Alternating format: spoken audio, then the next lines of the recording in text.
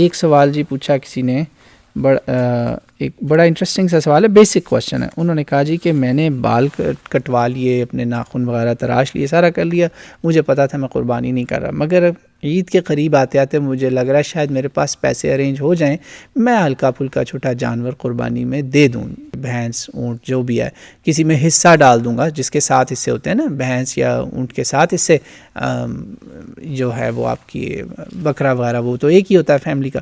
تو اس نے کہا میں اب کیا کروں، میں تو بال کاٹ بیٹھا ہوں، کیا میں ابھی بھی قربانی کر سکتا ہوں؟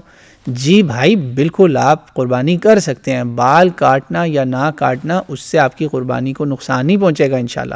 وہ اگر آپ دیکھیں نا، ایک چیز ہوتی ہے بندہ کہتا ہے بھائی میں کیوں مانوں اس حدیث کو، نعوذ باللہ، میرے نزدیک کیا ہے، میں تو کاٹوں گا بال، میں تو منڈاؤں گا مونچھیں داڑھی سارا کچھ، آئی ڈونٹ کیئر.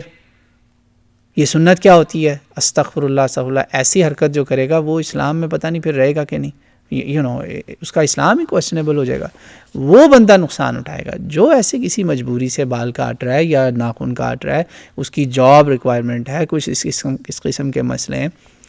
تو اب آپ کو پتہ ہے بہت سارے میڈیکل پروفیشنلز کو کورونا کووڈ کی وجہ سے داڑیاں شیو کرنے کا آرڈر آ چکا ہے.